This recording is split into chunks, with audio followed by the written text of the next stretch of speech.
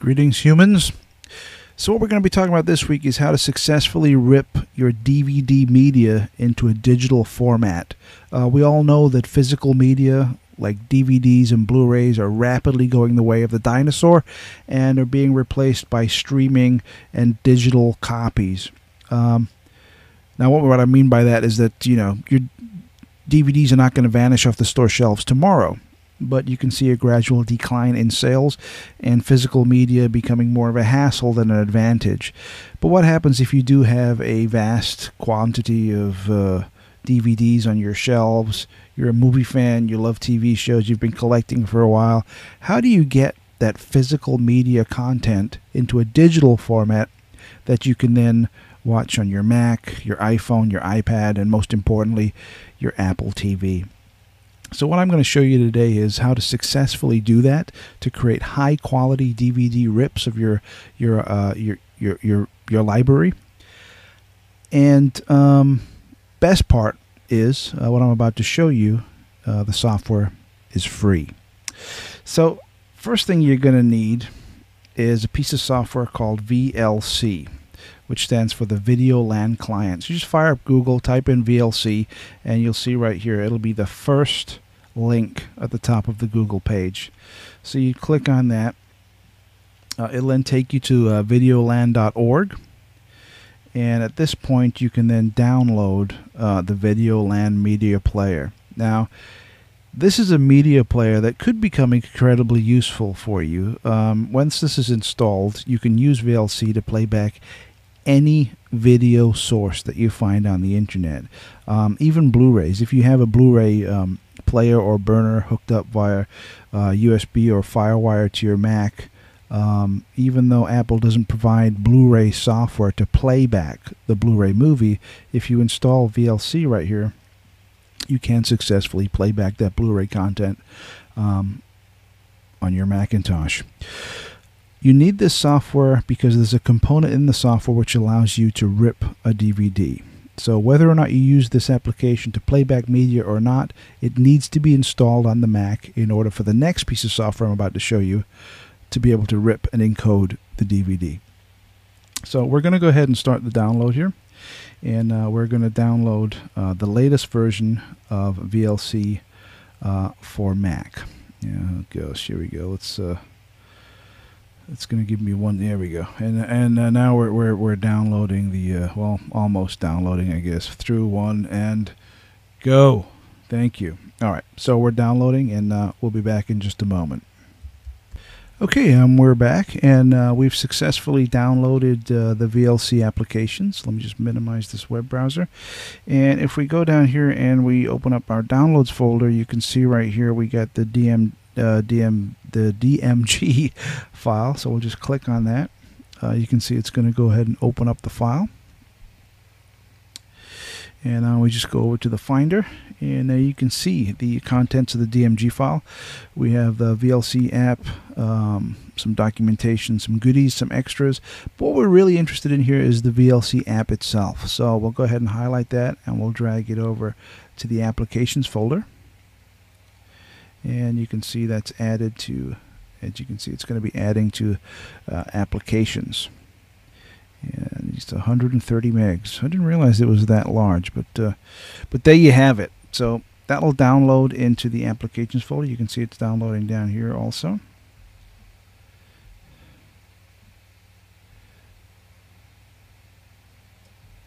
And there you go. So we can go ahead and eject this right here, like so. And close that. And then if we go to our applications and we look down here, we should have VLC.app right here. Okay, so I'm not going to get into the functionality of VLC. That'll be maybe for another screencast, but as you can see, it's now downloaded. All right, so next up, what do we need? So the main software that we're going to be using to rip the DVDs today is called Handbrake. Okay, there it is. So we go to Handbrake right here. It's handbrake.fr. And we'll open that up. And we want to go ahead and download Handbrake. So we'll click on download. We'll look for Mac OS X, latest version, 10.8 is covered. And we'll click download.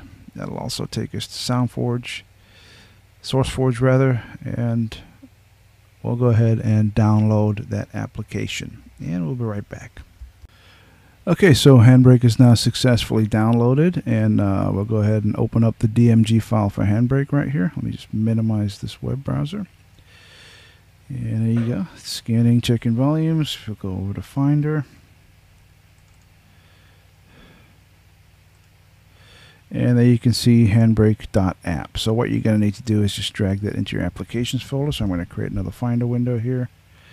There's applications. Just click on that, drag it over to applications, let it go. And there you have it. So now all the software that we need to successfully rip our DVD collection to high quality is now installed, and we're ready to go. So let's go ahead and take a look at Handbrake. So we're going to go into our applications here, and you see where it's got Handbrake right there. We'll open that up. Yes, we want to open it. And here we go. So the first thing we're going to need to do with Handbrake is to give it a source. Now, when it asks for a source, it's asking, what do you want to convert into a digital format? What do you want to convert into a format that you can use for other purposes? So what we're going to need to do here is insert a DVD into our Mac. So let's go ahead and do that. So I went ahead and I inserted a DVD into the DVD ROM drive on my Mac. And as you can see in Handbrake right here, it's showing up the DVD right here. So I'm going to highlight that, and you'll see the video_TS folder. Then I'm going to click open. Now what this will do here is it'll scan the source material of the DVD. So as you can see, it's scanning a new source. Now the DVD that I've put in is a home recorded DVD of a documentary on bullying. Don't ask, but that was the DVD that I grabbed to do this with.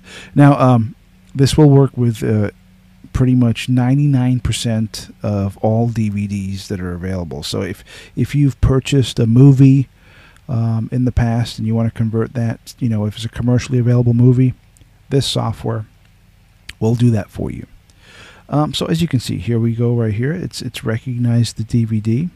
If we hit sometimes there's a pull down here, which will give you all the other content of the DVD, such as the movies, the extras, and all that stuff. On this DVD, it is just the movie or the TV show that was recorded, and you can see it lasts 8 minutes and 56 seconds, so it's fairly short. So it's recognized it.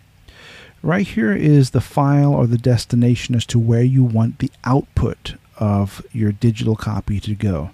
Right now it's set for the desktop, but you can point this via the browse. You can point it to wherever you want on your Mac. If you have a folder called DVD rip or whatever the case may be, you can output the DVD rip there. But for this purpose, I'm just going to use the desktop. So what we want to do here also is we want to name the movie. So if you're ripping Star Wars or Indiana Jones or whatever, here's where you would type in the name of the movie. For this, I'm just going to put bullying, because that's exactly what it is. Now we go over, this is the presets right here, and you want to go to devices. Now here you can see all the different devices you can rip the formats for. You've got Apple TV 2, 3. What I always use is Apple TV, which is the first generation Apple TV and the most universal format. If you choose Apple TV right here, the format will pretty much play on anything. It'll play on your Mac, obviously, your iPod, your Apple TV, your iPhone, and your iPad without any difficulty whatsoever. So I always choose Apple TV. You can experiment here. You might get better results with some of the others. If you're only going to play it on your iPhone 4, then that's probably the best choice for you. Apple TV is I found a more universal format. So then we go into picture settings. And here we have the filters where we can customize the quality of the image. So what we have here, you can see the aspect ratio. The width is 720 by 480. What I like to do is I like to turn off the aspect ratio. I don't want anamorphic, especially because this image that I'm recording right now, or ripping rather, is a standard definition image, which is 640 by 480 is the screen size. I don't want it stretched for anamorphic. I don't want nothing like that. So what I'll do here, I'll click the pull down and I will choose none. This will then change it automatically to the default format of the image.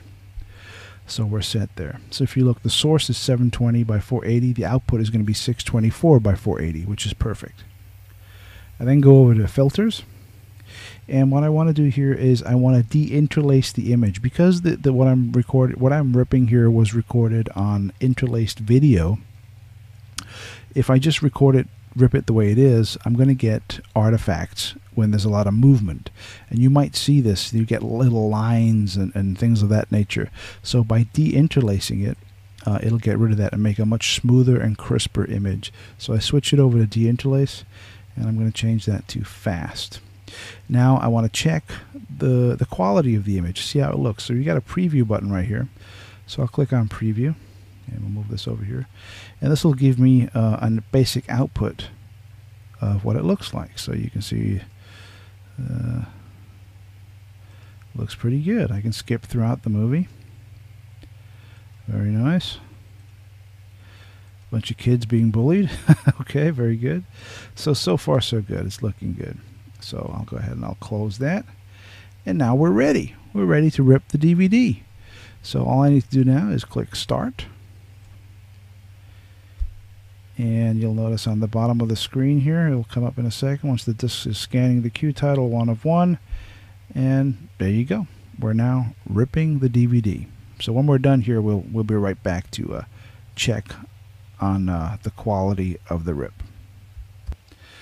Okay, so the rip has completed, and as you can see right here, the encode is finished. So I'll go into Finder here, and I'll go ahead and eject the DVD, as we no longer need that. And I can go ahead and close out of Handbrake, because we have successfully ripped the DVD in question. And if you look right here, here's the file it output. It's outputted an M4V and MP4 file, which is completely compatible with iTunes and iPod, iPad, Apple TV, all that good stuff. So what I'm going to do now is test the file to see how it plays back. Okay, so let's go ahead and test it. So what I'm going to do is I'm going to go ahead and open it in QuickTime. There you go. Here comes QuickTime. And let's see how it came out. I'm going to hit play. So far, so good. Play it forward a little bit. When I hang out with Jeff and Mark, well, they do this a lot. I mean, they mess with kids that are younger than them. There you go. And that's just what they do. I mean, I'm not really into that much, but I follow them because, you know. So there you have it. We now have a perfect copy of the DVD movie as a digital file. And if we go into information here, we can see exactly the size of the file, the shape, 624 by 480, name. We got a default app. We can change the default here to QuickTime if you want. And you're good to go. You now have a digital copy of your DVD that you can put into iTunes. And from there, you can put on your iPad, iPhone, iPod, Apple TV, and you name it. Hopefully this has been helpful, and I'll be back very soon with some more walkthroughs.